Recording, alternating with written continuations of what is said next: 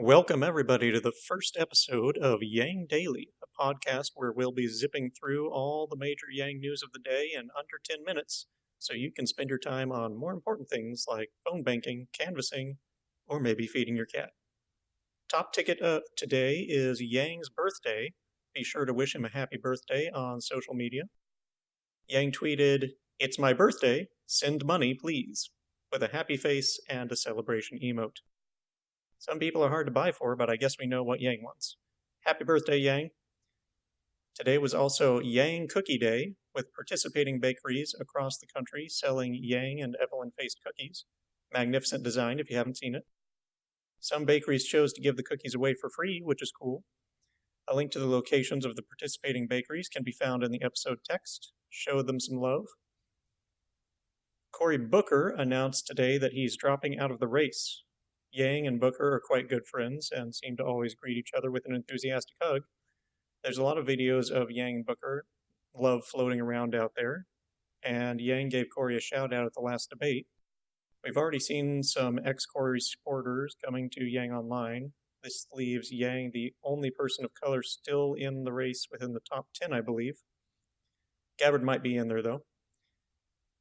Monmouth released an Iowa poll today. Yang came in at 3%. Monmouth, of course, notorious for underrating Yang in their polls. Just 43% of voters said they were firmly decided on their pick, giving plenty of wiggle room. 45% said their primary issue was healthcare. I think Yang's lack of conviction on healthcare is probably hurting him a little.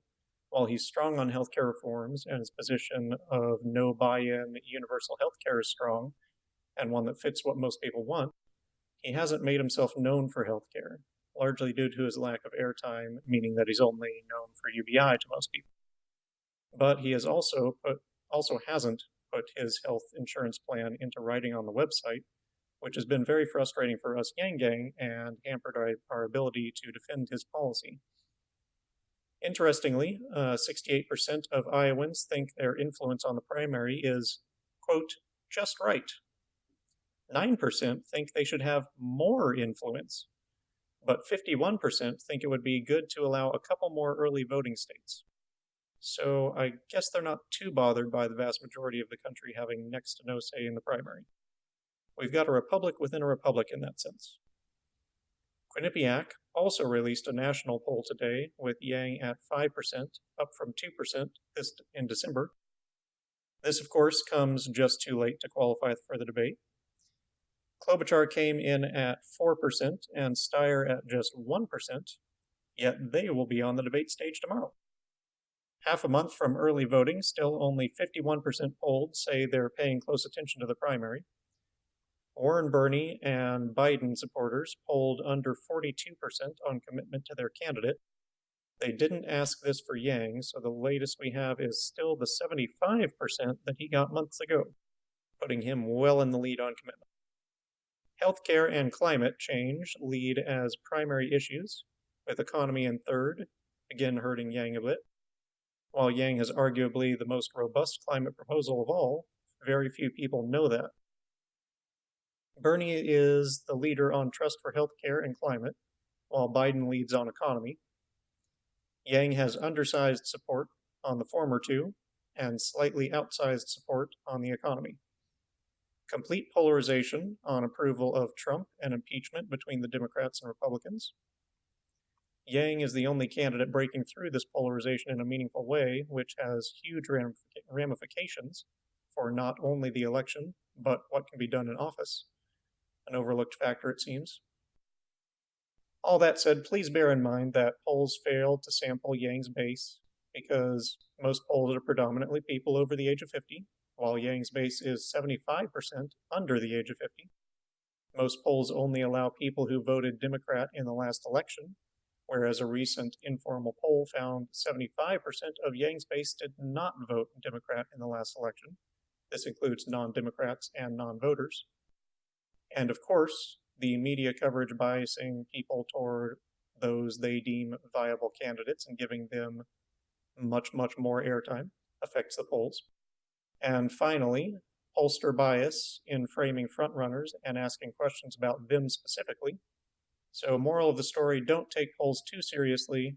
For example, in 2004, John Kerry was in sixth place at just 4% at this point in the race. Edwards was behind him at 2%. Howard Dean was in the lead with 23%. And guess who came in first and second? Yeah, the 4% and the 2% guys. In other news, MSNBC tweeted an apology for calling Yang a billionaire in their news ticker on air, marking their sixth or something apology for blatant bias against Yang. For clarification, their apology was not on air, their apology was on Twitter. The mistake was on air, so I'm sure that did a lot to correct. The Hill put out a video on this. Problem Solver Politics also put out a video on both the screw-up and another one on the apology. A poll conducted in Iowa came out showing 61% of Iowans approve of UBI. That's quite high for a political policy, so this is excellent news and shows the impact Yang has had with even minimal exposure. Scott Santens tweeted that he was hitting the streets in New Orleans and saw extremely strong support for Trump and no support at all for any of the Democratic candidates aside from Yang, who they like and say is, quote, in the wrong party because he makes sense. Once again, the point must be repeated that Yang is the Democrats' best and possibly only shot at winning the election. Winning requires getting out the vote. 75% of Yang Gang are non-Democrats or didn't vote last election. Half the donors randomly calling during Yang's live stream volunteered that it was their first time donating or voting for a candidate. This suggests he'd have unprecedented turnout. The easiest way to win, of course, is to steal the opposition support. Yang and Bernie are the two who polled over 10% with Trump supporters months ago, and recent college polling showed Bernie at just 7% with Republicans and Yang at a walloping 18%, almost double the next highest in the race. This suggests Yang also polls the most Republicans by far. In other news, the New York Times editorial board wants to know who you endorse for president. Scott Santens is requesting our participation on this. Link is in the episode text. Yang's book officially became a bestseller. He sent a coy tweet about it today, which you'll find in the text. Activist Cameron Kasky came out with an endorsement for Yang. Dave Chappelle's endorsement has been confirmed, and he will be doing 2 events in South Carolina. In new videos out today, Rich Media put out a video interview with Yang. Now This News put out a video of all the candidates, including Yang, lo and behold, explaining their primary issues. Paget Kagi put out videos on the Yang Cookie Day and on Booker dropping out. The Zach and Matt Show put out a video on Yang's Drake University Town Hall. Burke Anderson put out a new episode of Rideshare for Yang, along with a birthday song. Beyond Time News put out mini videos of Yang's recent New Hampshire and Iowa town halls. Yang Gang Wisdom tweeted a video, Inside Impressions from Yang Week, Iowa, presumably detailing the perspective on the ground in Iowa, though I haven't had a chance to view it yet. In new articles out today, The Hill put out an article on Oklahoma suing opioid distributors, and another on mental health.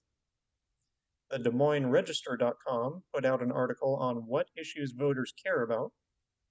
A link to the Yang Gang's excellent article searching program will always be in the text. Yang was touring New Hampshire town halls yesterday, back in Iowa today.